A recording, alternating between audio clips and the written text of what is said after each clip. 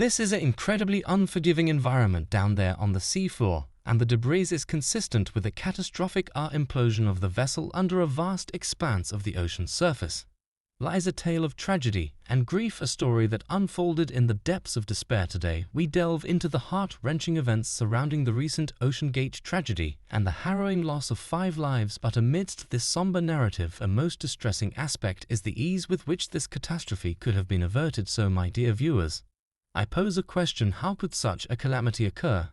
And what lessons can we learn from it? OceanGate, a company founded in 2009, specializes in building and providing submersibles for research, exploration, and even tourism. Their latest creation, the Cyclops, was intended to be a groundbreaking vessel touted as lighter, more spacious, and more comfortable than any other deep-diving submersible of its time. It was with this submersible that the ill-fated journey to the Titanic wreckage was planned. On that fateful day, 5 individuals entered the Cyclops, unaware of the peril that awaited them. Among them was stopped and rushed the CEO of OceanGate, Paul Henry Nargil, a French explorer, Hamish Harding, a British businessman, Shahzada Dawood, a British-Pakistani businessman, and his 19-year-old son Sulaiman Dawood. Little did they know that this would be their final voyage as they stepped into the claustrophobic confines of the submersible, controlled by a wireless Logitech game controller.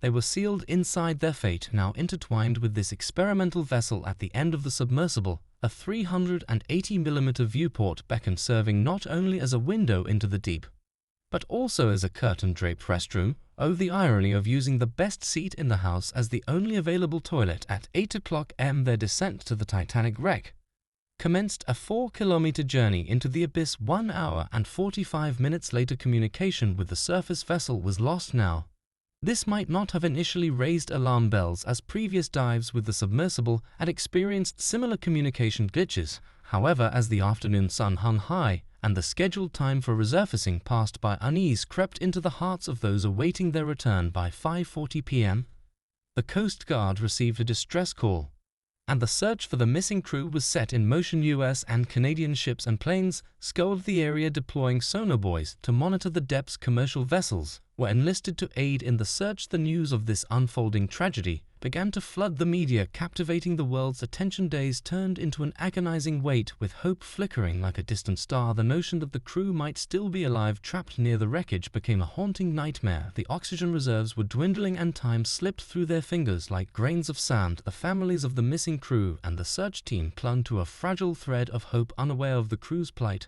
Whether they were screaming, crying, or even still alive remained a shrouded mystery. And then a glimmer of hope emerged. The Canadian Lockheed P-3 Orion aircraft detected underwater noises in the search area.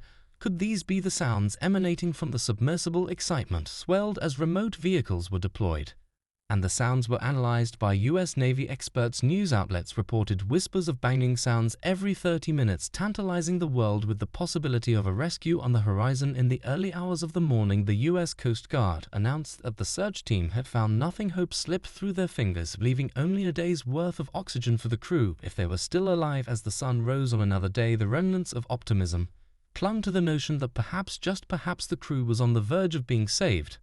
But then on Thursday, June 22nd, a search came to a chilling end. A debris field near the Titanic wreck contained pieces of the ill-fated submersible. The Coast Guard confirmed that the debris was consistent with a catastrophic loss of the pressure chamber, likely due to an implosion. The realization hit hard.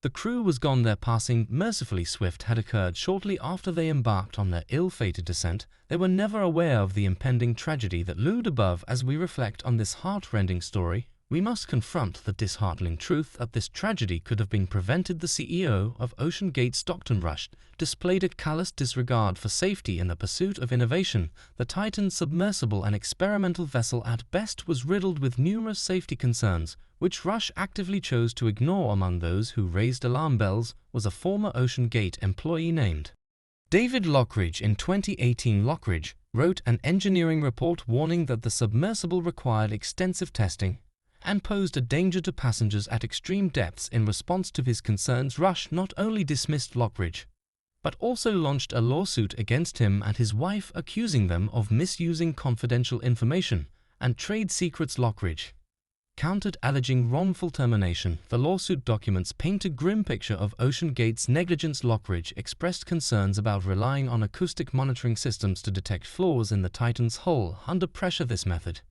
he argued, only detected impending failures milliseconds before an implosion, offering no opportunity to identify pre-existing flaws. He suggested a full scan of the hull, a safer alternative.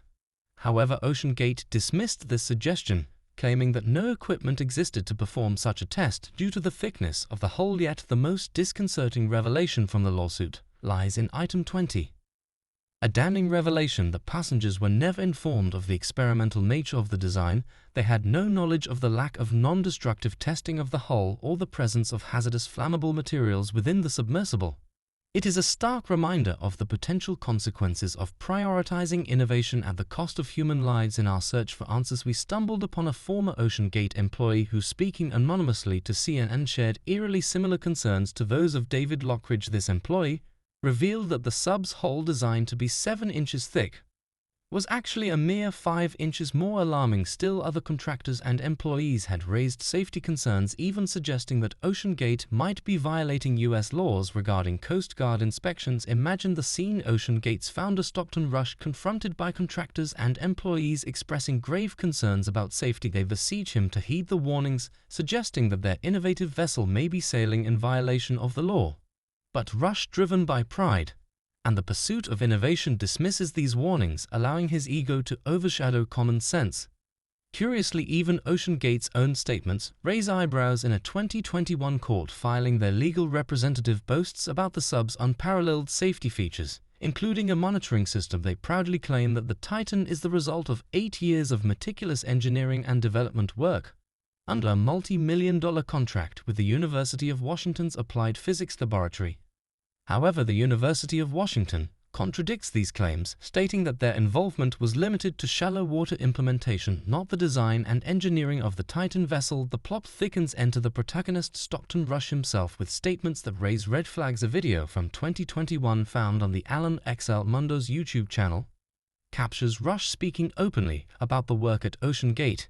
He proudly declares himself an innovator, boldly stating, "I've broken some rules to make this, broken them with logic and good engineering behind me." These words, accompanied by the use of carbon fiber and titanium sound alarms in the safety-conscious community. Furthermore, a former consultant for OceanGate, Rob McCallum, sends cautionary emails to Rush highlighting the risks of using prototype unclassified technology in treacherous environments.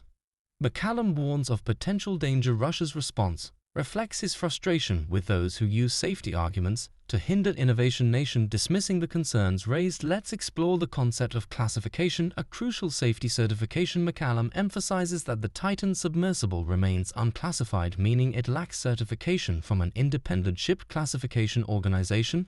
The reason becomes clear: no agency is willing to endorse the use of carbon fiber as a building material for a submersible. In 2018, the Marine Technology Society penned a letter to OceanGate expressing concern over the submersible's misleading claims of meeting safety standards. They feared that the experimental approach taken by OceanGate could lead to catastrophic consequences affecting not only the industry, but everyone involved. OceanGate responded on their website, stating that classification mainly focuses on mechanical issues rather than operational ones. They argued that operator errors cause most marine accidents, not mechanical failures. However, skepticism remains. Why did they not seek classification if there were no concerns? As we piece together the puzzle tales of the Titan's troubled past, emerge reports of communication failures between the sub and the surface crew. Abound. Trip cancellations due to technical difficulties plague their records. Videos surface showcasing crew members struggling with thrusters installed backward, temporarily immobilized until they find a solution. To shed light on the sub's structural integrity,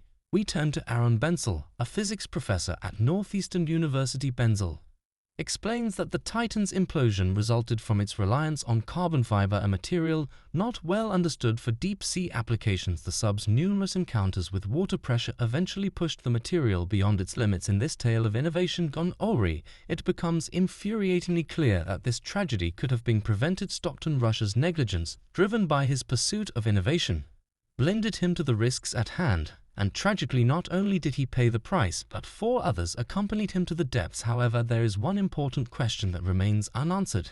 Can we strike a balance between innovation and safety? Or are they inherently contradictory? Do you think the use of carbon fiber as a building material for the Titan submersible was a significant factor in the tragic implosion? If so, what alternative materials or construction methods could have been employed to prevent such a catastrophe? We'd love to hear your thoughts on this in the comments below. If you like this video, please give it a thumbs up, and like always, with that said, thanks for watching, and until next time.